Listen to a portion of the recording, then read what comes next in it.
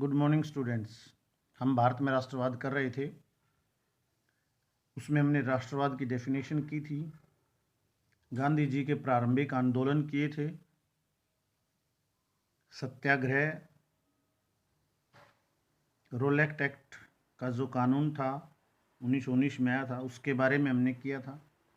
फिर उसका विरोध और दमन कैसे हुआ, जलियांवाला बाग हत्याकांड की घटना, उसका विरोध और दमन कैसे हुआ, ये हमने किया था। आज हम खिलाफत आंदोलन करेंगे और अब ये लेसन कंटिन्यू चलेगा। तो खिलाफत आंदोलन जो है मार्च 1919 में हुआ था। खिलाफत आंदोलन क्या था, और यहाँ पर हम बात कर रहे थे कि इस लेसन में महात्मा गांधी के आंदोलन हैं, उसमें इसकी क्या भूमिका है। खिलाफत आंदोलन क्या था कि पहले विश्व युद्ध में जो जर्मनी की हार हुई थी और जर्मनी के साथ जो देश थे उन पर प्रतिबंध लगे थे। जर्मनी पर बहुत भारी प्रतिबंध और भारी जुर्माना, इतना बड़ा जुर्माना लगा था कि जर्मनी की अर्थव्यवस्था तबाह हो गई थी। तो ऑटोमन जो था तुर्की, वो भी जर्मनी के साथ इस युद्ध में था। और जो पूरी दुनिया भर के मुसलमान थे उनको संदेह था कि ऑटोमन सम्राट जो था खलीफा, उसके ऊपर भी सख्त प्रतिबंध और सख्त संधियां थोपी जाएंगी। तो उसके खिलाफ सख्त संधियां ना हों, इसके लिए मुसलमान पूरी दुनिया में प्रोटेस्ट कर रहे थे। अब उसका बचाव मुसलमान क्यों कर रहे थे? वो खलीफा था। खलीफा क्या होता है, थोड़ा सा उसके बारे में जान लें। मुस्लिम धर्म की स्थापना, इस्लाम धर्म की स्थापना पैगंबर मोहम्मद ने की थी। और मोहम्मद को मुसलमान जो है खुदा का पैगंबर मानते हैं, और ये मानते हैं कि वो अंतिम पैगंबर होगा, उसके बाद कोई पैगंबर नहीं होगा।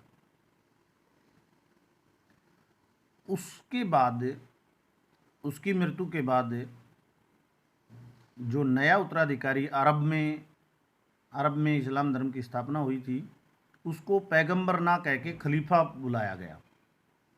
पैगंबर जो था वो तो खुदा का पैगंबर था, और ये खलीफा जो है ये उस पैगंबर कह लो, या उस पैगंबर का संदेश देने वाला, पैगंबर खुदा का संदेश देने वाला था। ये खलीफा जो है ये पैगंबर का संदेश देने वाला, यानी कि उनके लिए पूजनीय था वो। तो 4 मुख्य खलीफा हुए थे। उसके बाद ये खलीफा परंपरा भी, उसको खिलाफत आंदोलन कहा गया था, ये खलीफा परंपरा भी समाप्त हो गई थी और सीधे सीधे जो है बादशाह होने लगे थे। लेकिन तुर्की में अभी तक ये खलीफा परंपरा चल रही थी, एक मात्र मुस्लिम देश था, और उसमें जो सम्राट था उसको खलीफा ही बोला जाता था। और तो इस कारण से खलीफा उनके लिए सम्माननीय था। तो इस कारण से उस खलीफा के पूरी दुनिया के मुसलमान जो हैं सम्मान देते थे। तो इसलिए उस खलीफा के पक्ष में पहले विश्व युद्ध की हार के बाद उसको बचाने के लिए पूरी दुनिया के मुसलमान खिलाफत आंदोलन चला रहे थे। और भारत में भी खिलाफत कमेटी का गठन किया गया। 2 भाई थे, शौकत अली और मोहम्मद अली, अली बंधु इनको बोलते हैं। उन्होंने खिलाफत कमेटी का गठन किया और उन्होंने ये आंदोलन शुरू किया कि अंग्रेज जो हैं, भारत में अंग्रेज़ों का राज्य था, खलीफा के खिलाफ कोई सख्त प्रबंध ना लगाएं। तो यहाँ पर इस आंदोलन का महत्व क्या है, आगे हम असहयोग आंदोलन करेंगे। बड़ा आंदोलन जो था महात्मा गांधी का पहला बड़ा आंदोलन, 3 आंदोलन जो किए थे 1916, 17, 18 में, वो छोटे आंदोलन थे। ये पहला जो बड़ा आंदोलन था जिसका पूरे देश में व्यापक प्रभाव पड़ा। उसमें महात्मा गांधी की सोच ये थी कि समाज के सभी वर्गों को लेकर चला जाए, तभी एक कामयाब आंदोलन शुरू हो सकता है। और मुसलमान जो है अलग से खिलाफत आंदोलन चलाए हुए थे। तो उन्होंने जो असहयोग आंदोलन की मांगें थी,